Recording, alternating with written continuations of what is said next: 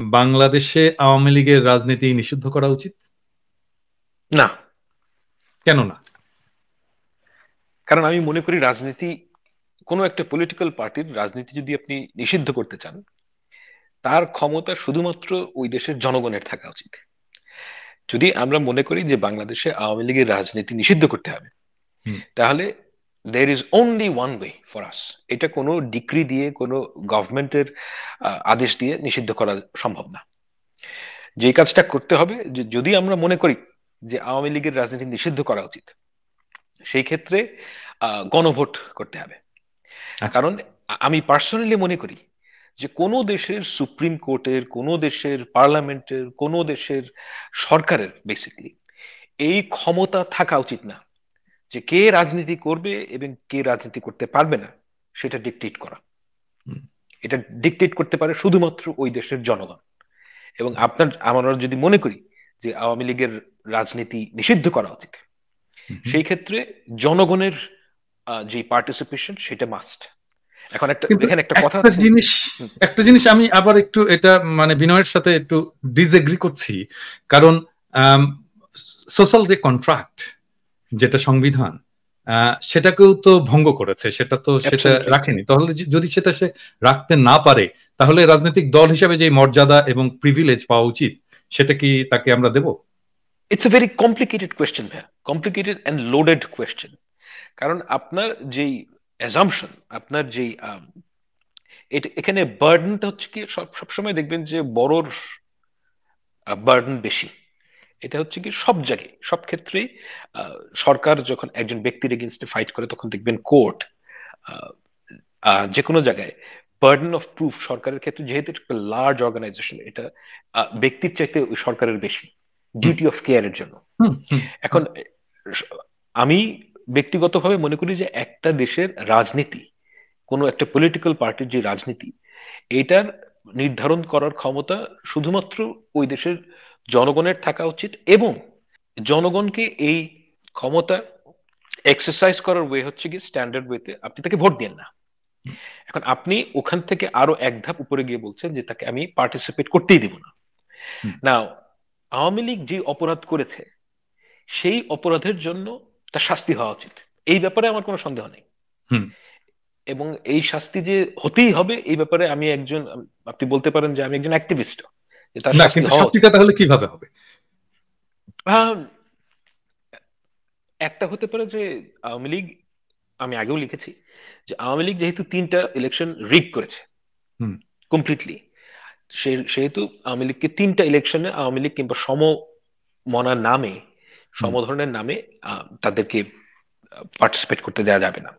And on top of that, যারা এই তিনটা ইলেকশনে আওয়ামী লীগের থেকে ইলেক্টেড হয়েছে, হুম, তাদেরকে আজীবনের জন্য রাজনৈতিক, যে রাজনৈতিক প্রসেস, সেখান হুম। থেকে নিষিদ্ধ করা যেতে পারে। এইটা কিন্তু কি আপনি ডিক্রি দিয়ে করবেন, নাকি এটা কোন প্রসেসের এইটা মধ্যে তো, দিয়ে যাবেন বা গণভোটের এটা মধ্যে কোনো দিয়ে একটা করবেন? এটা কোনো একটা প্রসেসের মধ্যে থেকে আমাদেরকে, যেহেতু এটা একদম সরাসরি একটা অপরাধ, হুম। সেহেতু আমার কাছে মনে হচ্ছে এটা একটা কেস করা সম্ভব, যে আহ, এই না, ক্ষেত্রে এই আপনি, ভার্ডিক্টের কনসেনসাসটা আপনি কোথা থেকে ডিরাইভ করবেন, কোথা না থেকে না, নেবেন? এটা এটা কোনো কনসেনসাস, মানে কনসেনসাস মানুষের মধ্যে যদি থাকে, আচ্ছা, হুম, অনেকগুলো তো লেভেল আছে। আমরা যদি হুম, সবচেয়ে উপরের লেভেলে যাই, আমি যেটা বলছি সেটা সবচেয়ে নিচের লেভেল, হুম, যে একদম সবচেয়ে নিচের লেভেলের পানিশমেন্ট কিছু না কিছু হওয়া উচিত আওয়ামী লীগ কালেকটিভলি, হুম, কারণ ডেমোক্রেটিক প্রসেসকে ধ্বংস করার জন্য। কিন্তু আমরা যদি একদম প্রথমে নিউক্লিয়ার বম্ব, হুম, আহ এটা ব্যাকফায়ার করবে। কারণ হচ্ছে যে আওয়ামী লীগের যে রাজনীতি, সেটা যতটাই জনবিরোধী হোক না কেন, হুম, এটার অ্যাডহেরেন্ট আছে। অর্থাৎ হুম, আমি এখনো মনে করি বাংলাদেশের 10 to 15% কিংবা তার চেয়ে কিছু বেশি হতে পারে এই ধরনের লোক, আহ, তারা তো এই দেশের নাগরিক, হুম, এবং তারা এখনো আওয়ামী লীগের যেই মানে উন্মাদ ধরনের, এবং হুম, তারা এখনো আওয়ামী লীগকে সাপোর্ট করে। নাও, আহ, আপনি তাকে তো, একজনকে বিশ্বাস করার জন্য কাউকে পানিশ করতে পারেন না, হুম, কিন্তু তাকে অ্যাক্ট করতে হবে হুম, মানে পানিশ করার জন্য। তো যারা অ্যাক্ট করেছেন, অর্থাৎ সরাসরি আম, অপরাধমূলক কর্মকাণ্ডে জড়িয়েছিলেন, হুম, তাদেরকে তো শাস্তি দেওয়ার জন্য সরকার আদালতের দ্বারস্থ হতেই পারে, সেটা অন্য বিষয়। কিন্তু আপনি যেটা পার্টিকে যদি আপনি নিষিদ্ধ করতে চান, এর মানে কিন্তু এটাই যে আপনি এমন অনেক লোককে শাস্তি দিতে চান যারা সরাসরি কোনো অপরাধ করেনি। এটা কিন্তু you like it or not, আপনি বিভিন্নভাবে কথাটা হাইড করতে পারেন, কিন্তু এটা হচ্ছে গিয়ে রিয়ালিটি, যে যারা কোনো ধরনের সরাসরি অপরাধ করে নাই তারাও এই শাস্তির আওতায় আসবে। হ্যাঁ, এটা হচ্ছে গিয়ে একটা দিক। এবং আরেকটা দিক হচ্ছে গিয়ে যেটা আমি প্রথমেই বলেছি, যে কোনো সুপ্রিম কোর্টের কিংবা কোনো পার্লামেন্টের এই ক্ষমতাটাই থাকা উচিত না যে কে রাজনীতি করবে এবং কে রাজনীতি করবে না সেটা ঠিক করা। হ্যাঁ, এখন আপনি যদি আওয়ামী লীগের মানে ফর্মাল যেই গঠনতন্ত্র খেয়াল করেন, এটা কিন্তু দেশদ্রোহী না, এটা কিন্তু বাংলাদেশের সংবিধানের সাথে আহ, আহ, সংঘাতময় না। না, অবশ্যই এটা অ্যালাইন না হলে তো রাজনীতি করতে পারারই কথা না, পারারই কথা না। এখন এই জিনিসটাকে যদি 10-15% তাদেরকে যদি আপনি সরাসরি নিষিদ্ধ করে দেন, এই পলিটিক্যাল পার্টিটা একটা আন্ডারগ্রাউন্ড পলিটিক্যাল পার্টি হবে এবং it will become a security issue. এবং সবচেয়ে জিনিস দেখেন এদের মধ্যে এই যে এত বড় গণহত্যা যেটা যেটা আমাদের চোখের সামনে ঘটলো বেশি দিন আগে, কোনো রিমোর্স নাই।